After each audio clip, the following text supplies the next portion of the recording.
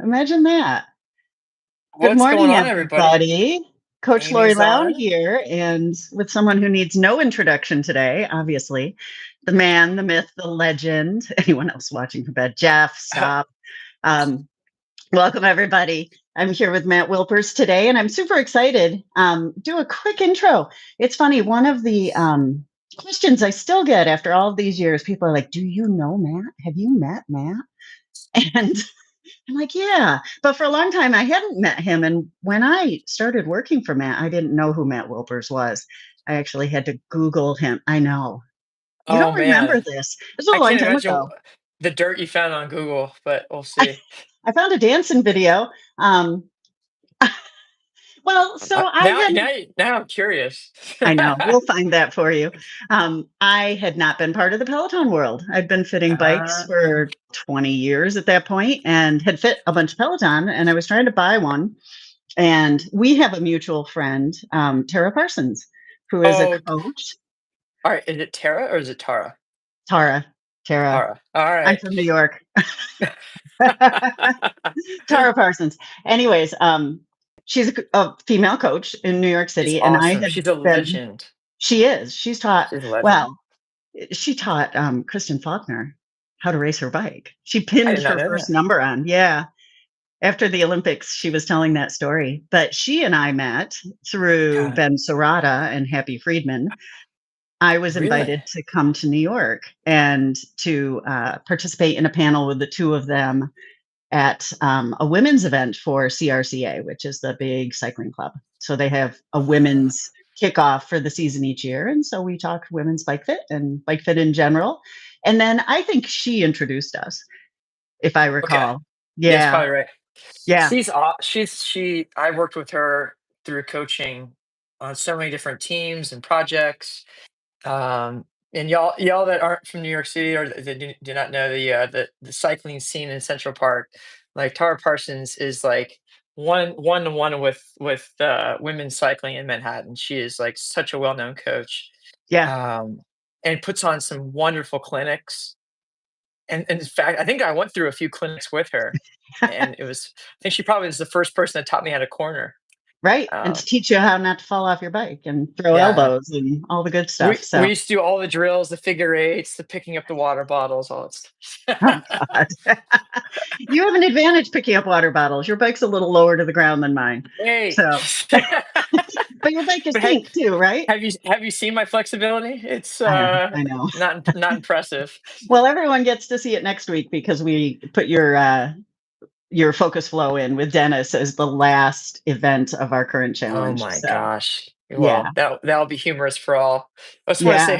hello to everybody. I see some common names. I see Amy. I see Lindy Lou.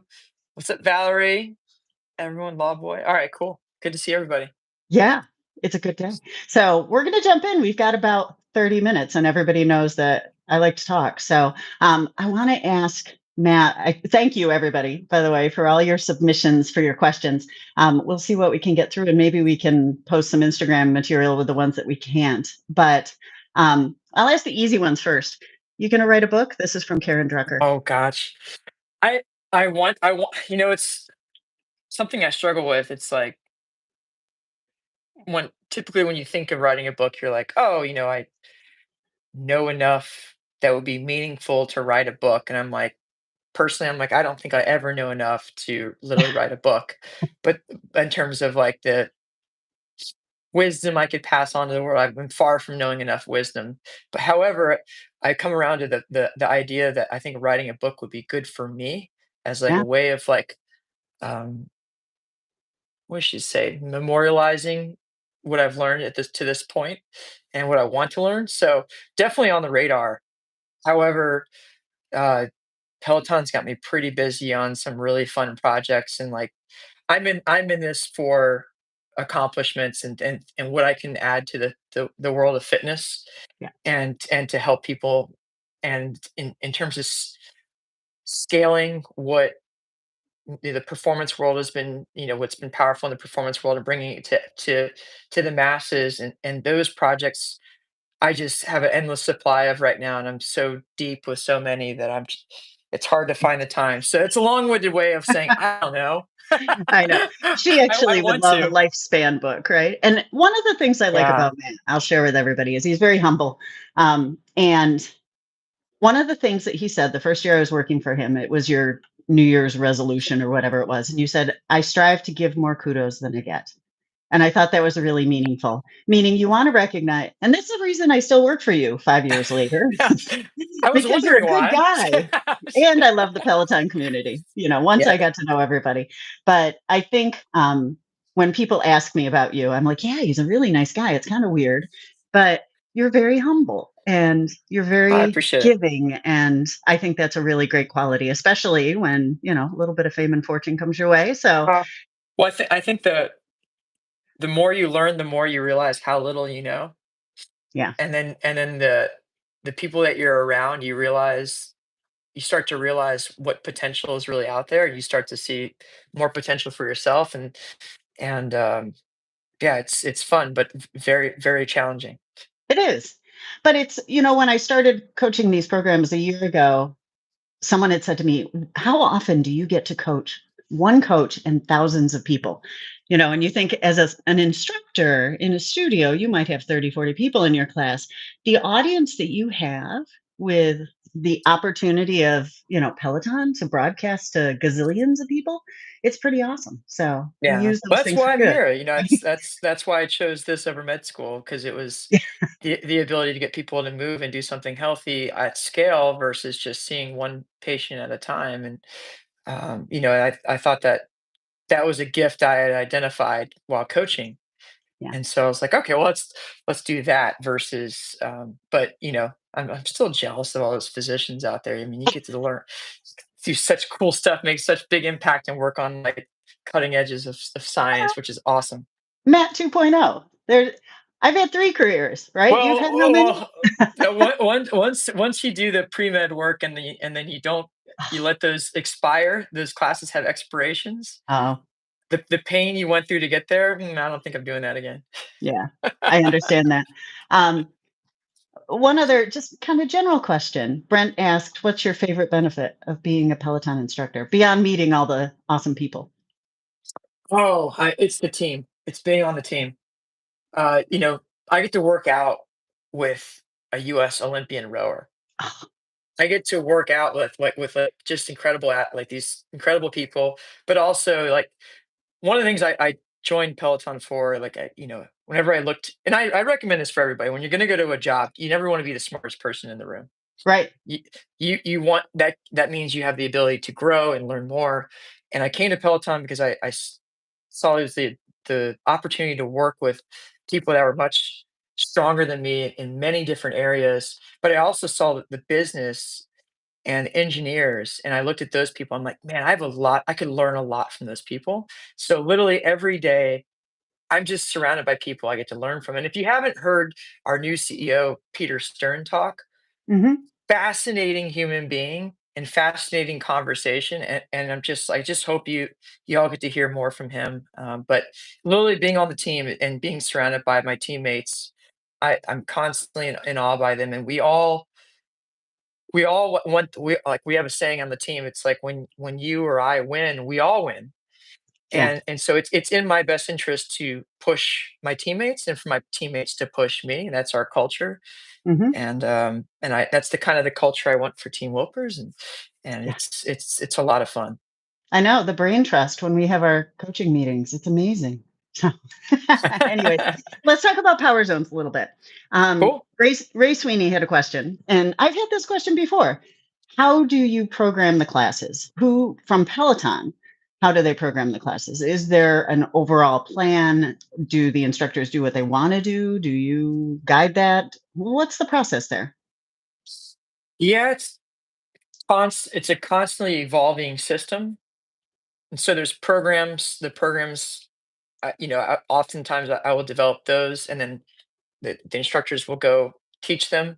But the instructors, part of the onboarding for teaching powers and training is how to structure classes. Hmm. What do work recovery ratios look like at different zones, all that stuff. And that's the kind of thing that all the instructors that teach powers and training have gone through. And then there's a lot of class design submissions in the beginning to see, okay, are we understanding the concepts, etc. And then they're literally on their own unless I hear otherwise. Yeah.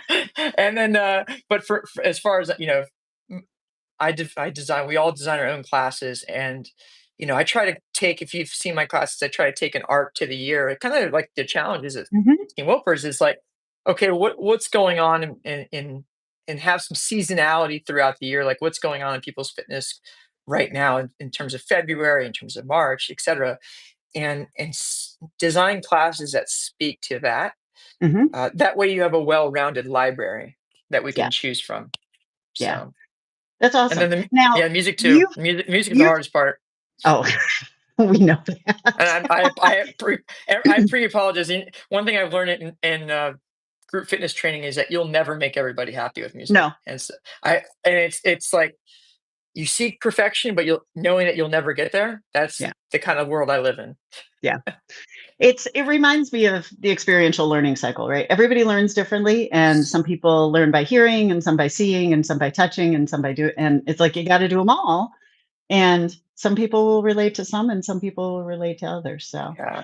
let me ask you one more Power Zone question. So, you've been trained, obviously, in Andy Coggan and Hunter Allen's methodology of coaching and I've read their training with book about power. like 10 times, all of them. So but yeah.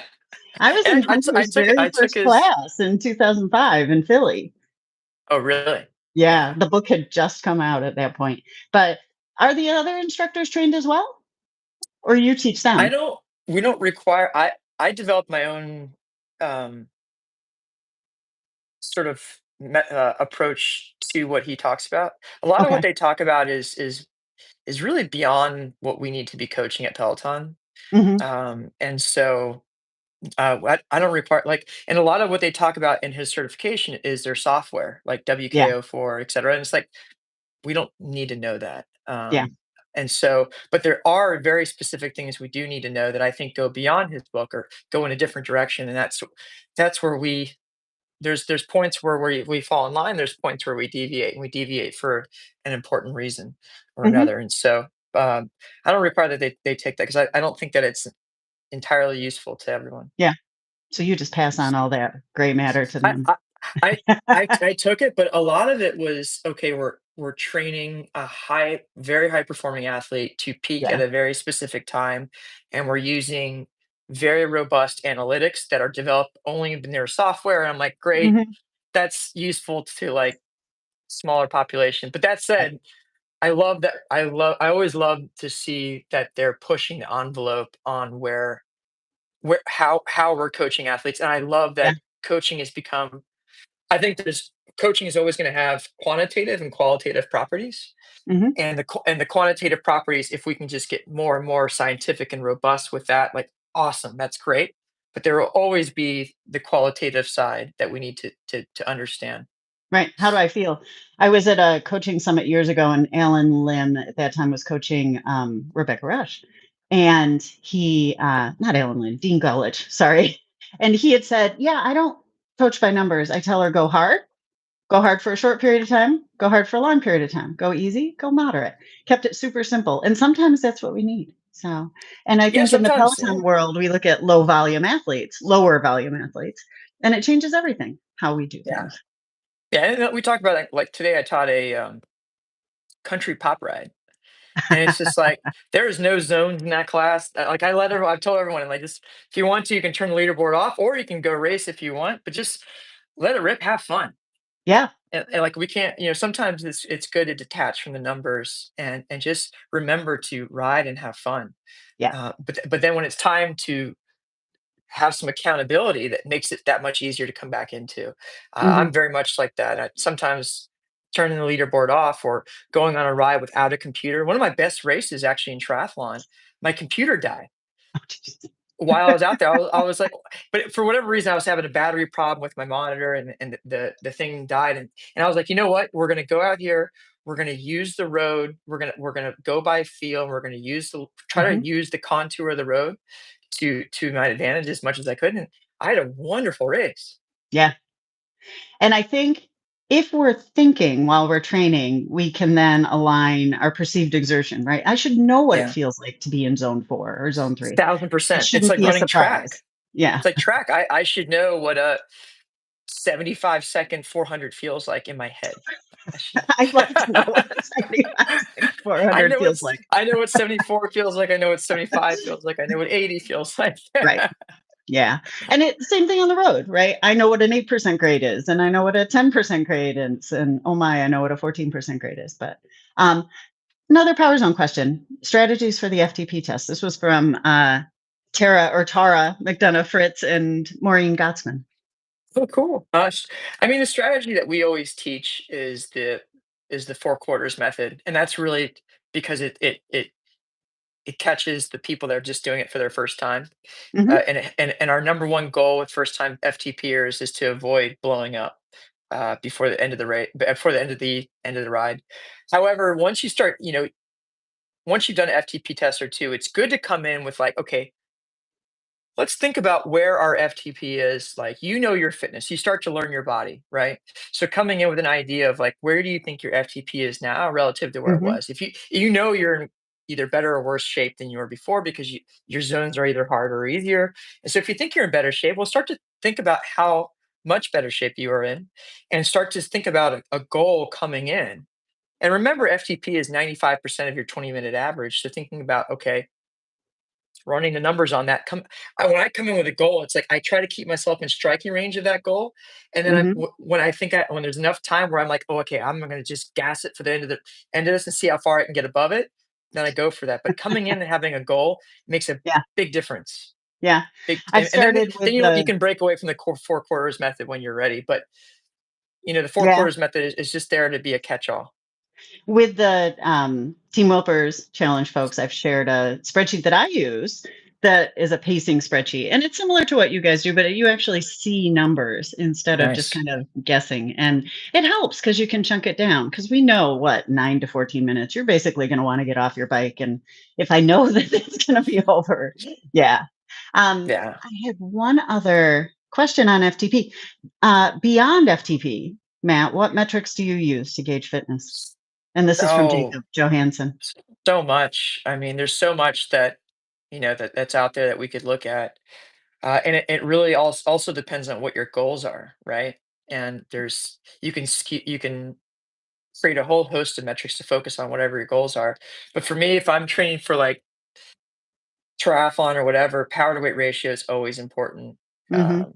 and that's your FTP divided by your weight in kilograms. And that, or again, there's all kinds of charts out there like that show your stack up on power to weight ratio with FTP. But you can do power to weight ratio with a cross power profile. Mhm. So your 5 second, your 1 minute, your 5 minute, your FTP divided by your weight. Those are good ones. Then you have your power duration curve. I'm still not the greatest at using power duration curves.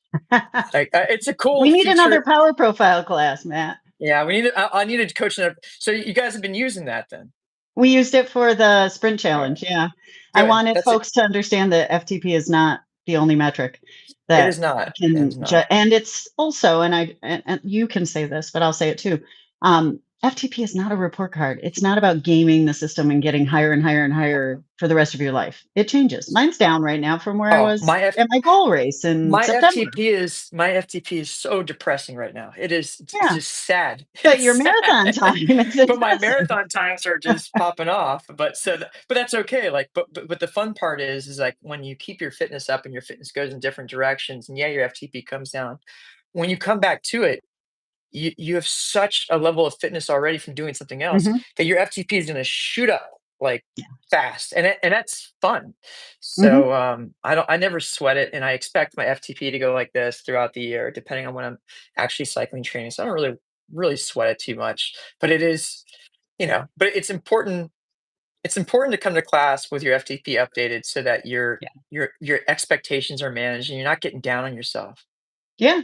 And I've helped a few folks during this challenge manually adjust people who have been sick and coming back in and trying to figure out where to be, and people Yeah. who took some time off or, yeah, haven't tested in a while.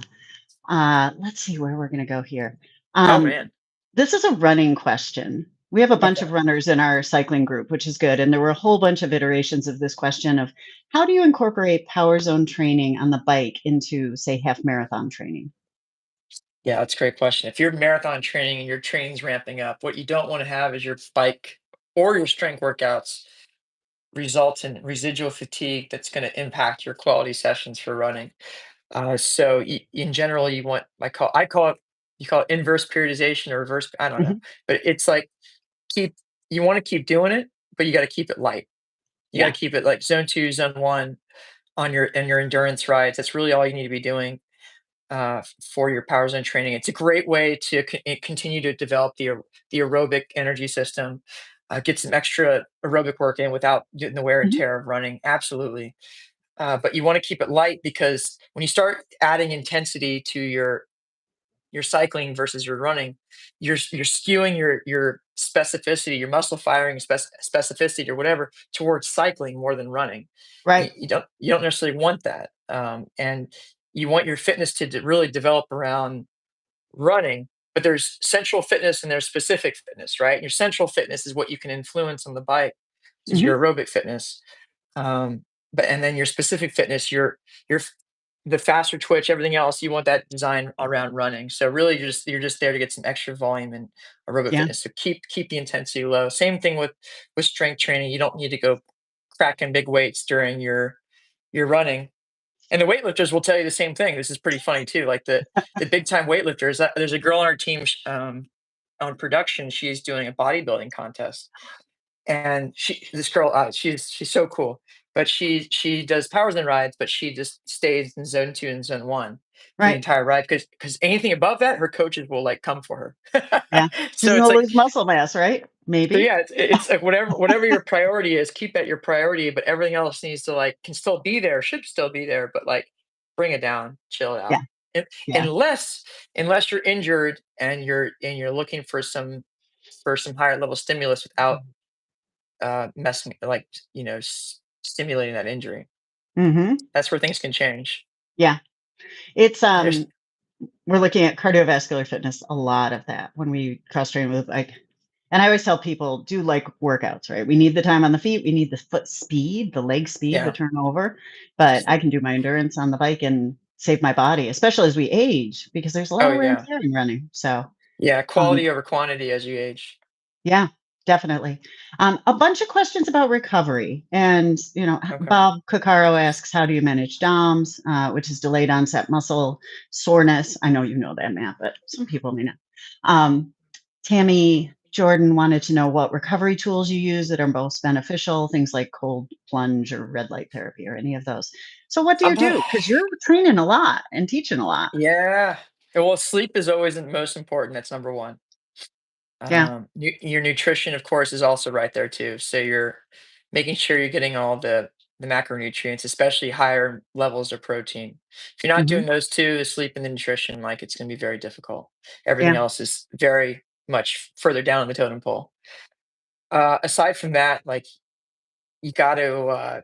I always say movement is medicine, and I like to move through soreness. I'll go to the gym Hmm. and spend 30 minutes just doing tons of mobility work Yeah. and just getting to the point where I can restore mobility and get that tightness out of my body, even if it's like just for that.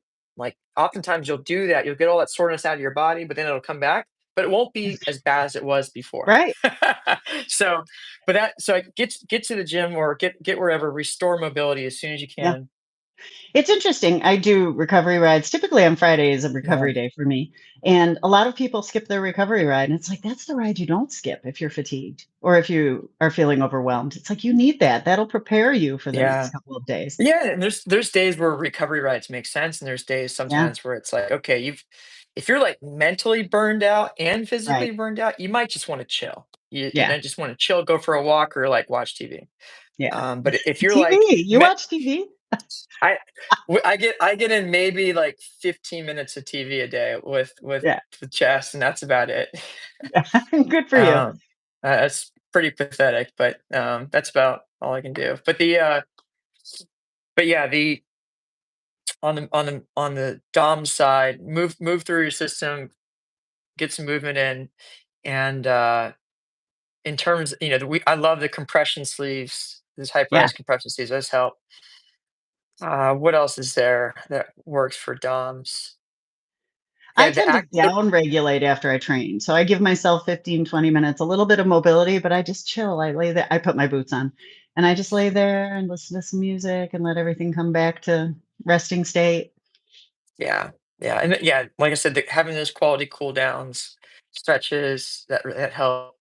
Um, but yeah, that's typically how I do it. But those mobility sessions at the gym, man, those things pay off big time. Good. Um, Nutrition. I Oh actually got a gosh, banana emoji in this I love question. how like Matt Wilpers and banana go hand in hand. I Like I'm know. with. Well, it's funny because so the question was, so this is from Lindy Lou and also Vaso. They had both asked about nutrition. Um, she called it Beyond the Banana. We're like, that would be a good podcast name. Beyond the banana. And I remember when I first started riding outside, I used to carry bananas in my pocket, and then I was like, this is a bad idea because they get I did it squishy. And once. Oh, I know. it's bad. And then what do you do with the peel? I hate riding my bike and seeing the peel everywhere on the side of the road. But Plastic bag. what do you do for nutrition, like on every day when you're training and teaching classes versus long rides? And how do you approach that beyond the banana? Got some stuff coming out about that. Oh, Um, good. yeah, I got some stuff coming out about that. So But that it's not a book. no, it's not a book. Stay tuned on the nutrition front. But I have a pretty big breakfast that's carb heavy in the morning. I do Hmm. that in terms of oatmeal with like lots of berries and no real sugar or sweeteners in there. And but I do the steel cut oatmeal, slow Yeah. release carb, like that way it's more of a slow release throughout the morning. Um, and then lunch, you know, I don't go too crazy on lunch. We have an early dinner, Hmm. but and then try to get some protein in throughout the The day. early But bird with the AARP crowd, right? Because you're in bed my by bed, 8, right? it's so funny. 7? I was catching up with a friend this past weekend. He wanted to have dinner on this past weekend, and I was just like, oh, this guy, I think he's a late dinner kind of guy, and I'm like, hey, just a heads up, like I'm talking like 7 p.m., 7:30 is as late as I go for dinner. And he's just like, "How about 9?" I'm like, I know. "I'll say hi," and then I'm leaving. I The can't do big those late city dinners, life, man. right? I know. I'm an Can't early. do it. I'd rather, if I have to, have a little snack later in the night, but get the big dinner and then a walk, the postprandial Yeah. walk. So, Oh, I will um, share on the nutrition front, I will share one thing here. I have them handy. One second, let me find it. see, he has Find a it. prop too. Ah, sorry. Was that Nico? No, this is my earplug falling out. All right. Oh, So, one thing I've discovered this past year, I'd love to share with you guys is gels haven't been working that great for me. Like the normal yeah, gels out in the specifically out in the runs. And so I yeah, moved more towards a liquefied form of gel versus a normal gel. And the one I've been enjoying lately is this power gel. nice. Power gel. It's the hydro. SIS makes one similar, but So does it's more. goo. This one's got sodium and carbs in it Hmm. versus just carbs. Yeah, And it's more of a liquid form, and y'all, my Coach Justin laughs at me. He's like, "Your stomach is something else, man." yeah, But this one I can actually handle on runs yeah. because it's more liquid than a gel. It's been great. Morton's awesome too. Morton's great, but this one I've been enjoying lately. Yeah. When I was running, I was using the Goo Liquid Energy because of course, I couldn't stop and I didn't want to carry. And they were designed for training where you don't have access to fluids. So it just goes in. You don't need the fluid as well. And now that I'm not able to run, I still have all this liquid energy. And I'm like, oh, but it works great on the trainer. So that's good. Yeah, the two Yeah, for one. love Um, that stuff. yeah. How do you train your gut? This is an important one because I get a lot of folks who are like, oh, because we know we need to put a little bit of calories in before we train. How do we do that? Because it's hard for a lot of people. Yeah, it depends on what workout you're showing up for. Yeah. So if you're showing up for like yeah, I'm probably the last person you want to talk to about training your gut. My gut's a disaster. Okay. Um, but at the same time, the way I deal with it is if you have a high intensity run, Hmm. you don't, I can't have a lot jumping around in there. So it's like I'll have like a banana Yeah. early in the morning and thinking about timing at latest 45 minutes before the run, at Mhm. latest. Otherwise, it's like an hour Yeah. plus. And you just got to think about causing what's I know before runs now, zero coffee, can't do it. Mhm. I call it there's stomach destabilizers, Yeah. and coffee is a stomach destabilizer. Anything with a lot of fiber is a stomach destabilizer. So I have a category of those that I stay away from on when it comes to running, and then I'll have them afterwards, but just not before. And Yeah. then when you're about to go on a long ride, of course you need a big carb heavy breakfast. And when you're doing something endurance wise, you can handle a lot more. But if you're doing Mhm. something fast and hard, that stuff will come back to haunt you during the ride or the run. Well, you can always handle things on the bike easier too because you're not bouncing around. It's really hard, in swimming, you've got the rotational movement that affects your gut, and in running, stuff is going to slosh. But on the bike, I mean, I could probably eat a burrito if I wanted. No, I couldn't. Yeah, Um, so I think I can do that for long, easy rides for sure. But yeah, when we're doing like not the short, sprint hard, work, intense stuff. Yeah, no way. yeah. But bottom line is, you got to train it. We need a little bit of Yeah, something in the system to affect my cortisol, my insulin, all of yeah. that to exercise efficiently. And I think Yeah, the most important thing is just try, just yeah, practice different strategies. Don't be lazy about your nutrition before it like practices and stuff like that. Try things out during practice. And it's so easy to be lazy about it and not do it, but you have to try during practices so that when race day comes or an event comes, you know what works because you've tried everything. yeah, And that's honestly what it is. yeah. Okay. We're going to wrap up and we're going to do a rapid fire round. Oh Did you read man, any questions? I did not read the questions. I came straight home from Well, I've class. got questions for you. So these will be good, Matt. Okay. And I'm not I'll going to go. ask you your favorite Peloton instructor because that would be a bad one. I ask a lot of our guests that. But here's one. What's the best beauty tip you've gotten from a Peloton instructor, male or female? That's a good one. Best beauty tip. Adrian Williams we have this oil, it's called bio oil, Uh huh. and I call it the Adrian Williams body oil. And he puts this on before class to just because it's like you got the morning ashy skin or whatever, and he puts this on before class. Now I put this on before every class, and literally the stuff is amazing. It makes your skin feel so good. And it makes you all look like you're, Adonis. And Yeah, you look like you've done a decent warm up already, but it really gets your skin to a wonderful place. yeah, that's good. Bananas, Yeah. green, yellow, or brown? Oh, yellow for sure. Yeah, me Definitely. too. Brown, A it's like little, might as maybe a well be little. sugar. I know those are Uh, the ones that I chop up and throw in the freezer to throw in smoothies at some point, but yeah. uh, I don't Green, let you're them gonna go get a there. stomach ache. You're gonna get a Yeah, stomach ache. I know. I get sad when I go to the grocery store and we don't have the good ones. Here's a good one. You may have to think a little, but who is your athletic idol living? Yeah, I know. It's a great question. Man, I don't know. Oh, I Um, I would take. It's a great question. Tomorrow I'm riding with Christian. Let's go with Christian right now. okay. I was I going to like ask you who is your historical idol, but I don't know. anyone there? It's. I just think that there's so many people to. I don't really have like idols per se. Yeah, I just I really admire a lot of pro athletes because I yeah. once you have a glimpse into what it takes to perform at that level, you start to realize the sacrifices they have to make to be there, Hmm. and you just really appreciate it, and you try to learn from them and adopt what you can, and it's just fun, But in terms of idols, I don't really have any idols. We'll say Matt's our idol, right? So you are a lot of people's idols. I I have one. appreciate it. Ramona Mar is I'm a fangirl of hers right now. Okay. I think she's Okay. pretty awesome. Yeah. And All right. she's very body positive and she's like you. One of the things I like about Matt is he's not afraid to try anything. I've No. seen 100%. videos of you on swivel boards and tight ropes and trampolines and jumping out of helicopters and doing all these things. And she's like that. She'll dance. She'll be on this Yeah. cover of the swimsuit Life's too short, issue. man. You gotta experience everything. Yeah. Um, okay. Athletic goals for this year. Oh man, I don't like to talk about them too much. Okay. How about But personal no, goals?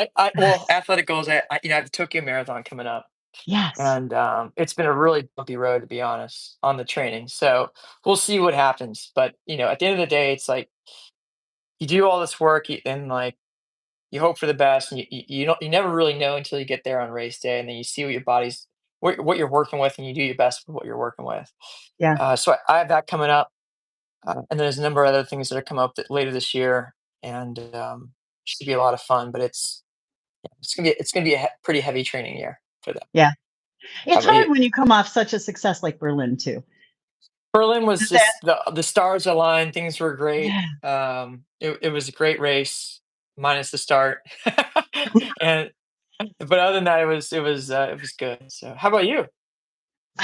Oh, I'm hoping to go to Gravel Worlds. So So cool. I'm that's jealous. my big goal. It's in Nice, France. There's a qualifier in Bentonville in April, and then nationals is in Minneapolis, somewhere, Wisconsin, in September. So those are two opportunities to qualify. So we'll I'm sure see how everyone the knows year how goes. amazing Lori is at riding. It's incredible. So She's not crushing bad for it. an old lady, right? You're awesome. You're very good. It's good, but there's been lots of up and downs. It's been kind of a bumpy transition into the season, so I'm trying to just do everything I can to just stay on track at this point. So we'll Yeah. see how it goes. I always try But to remind people that it's like everyone's going through something. oh Always, yeah, especially in training. It's rarely a yeah, straight line. exactly. It's never a straight line. I will say that. And No. I often joke I've had more comebacks than I can count, and that's okay because it means that I'm still striving, right? I'm Yeah, still trying to get better and I'm still trying to compete and have different goals. And so the last few years have been about gravel. So, that's awesome. I'm not gonna go over the calendar because you all can see it, and Matt's gonna skip out of here pretty soon.